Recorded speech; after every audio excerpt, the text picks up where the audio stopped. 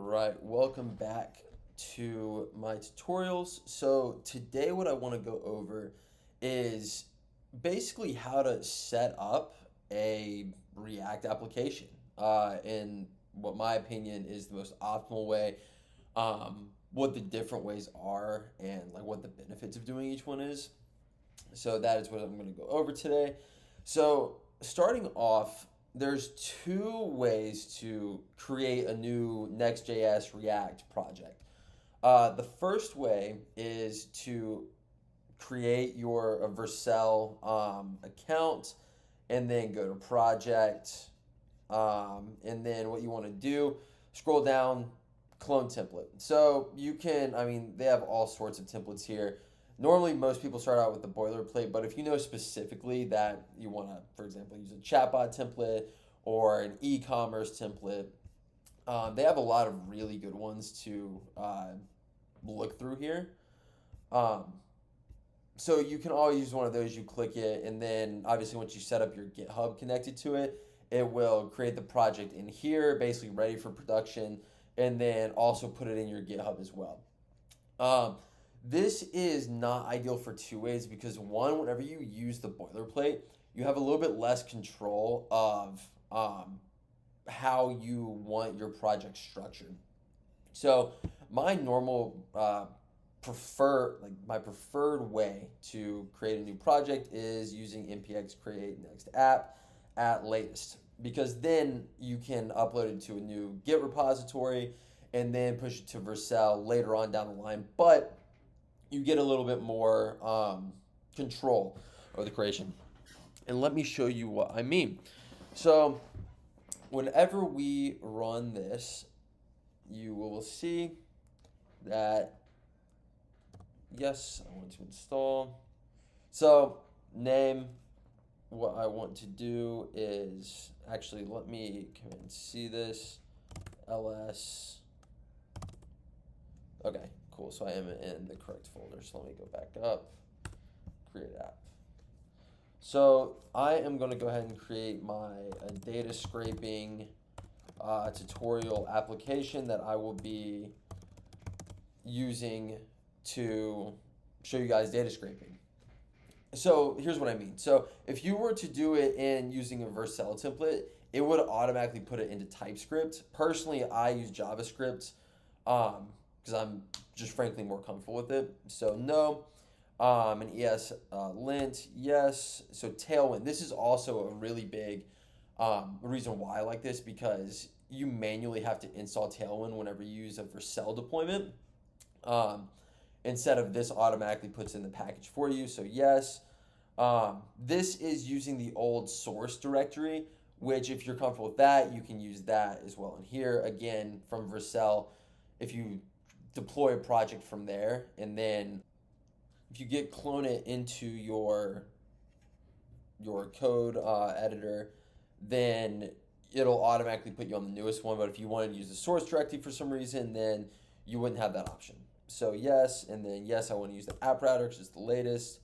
No, and then you'll see it will configure. And once we give it a second, it will pop in. All right, and now that you can see that everything is completely downloaded, the page, the template, so it downloads the same as what the boilerplate is. It's just obviously you told it how to install everything. Then what you want to do is firstly make sure that you are in the correct package. So you want to throw an ls, make sure you're in that. So you're going to want to cd into that ls. Yep. So then now you're in the actual package here. And then what you want to do is essentially run this code. So git remote add origin, where you can now go into your recently created repository, grab that link, put it there. So then now you will be linking it to your new repository. Very cool. So then you want to do a simple git init, git add that. It's probably going to warning access. Yeah. So for my home machine, I have to add a sudo there, which is annoying, but oh well. and then sudo git commit minus m. Just first push will be fine. So if this is the absolute standard way to push things up to your own project, I would recommend writing this down. I would recommend that. So let me go ahead and push this. Oh yeah. So this is the code that you have to add. Basically git push upstream main origin. So basically what that does is whenever you put your git remote add origin, it sets it, but then you have to actually push the upstream origin to your main branch off of your repo. So as you can see, you refresh. So initial comment here, and then let me just make sure that this is everything. Yep. So as you can see, everything is pushed up, which is really cool. So now you can literally make changes to your code, do whatever. Normally what I do is I just go ahead and delete everything like out of the main, do that, and then again you can git init sudo git add period sudo git commit minus m, just second push, and then a git push to push to your branch. And then this will automatically update. As you can see, it just pushed now. So that, and I repeated that specifically because that is very important to remember, is that exact line of git requests and command line codes, essentially, to be able to push things. So now that you have a new Git repository in your, for example, this is my data scraping application, then to push it to production and actually get it live, what you want to do is open your Vercel dashboard, create a new project, and then you'll see this was created 3 minutes ago. You will just want to import that. It is really that easy to push into Vercel deployment. Like, it really is.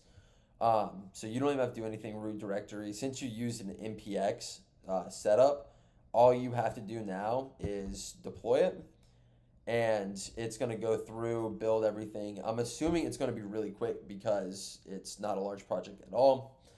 And this is ideally the kind of flow you want to do, is create the project using command line, using npx, create the new app, and then change it, whatever, create the project in your GitHub or GitLab, whatever. I prefer GitHub.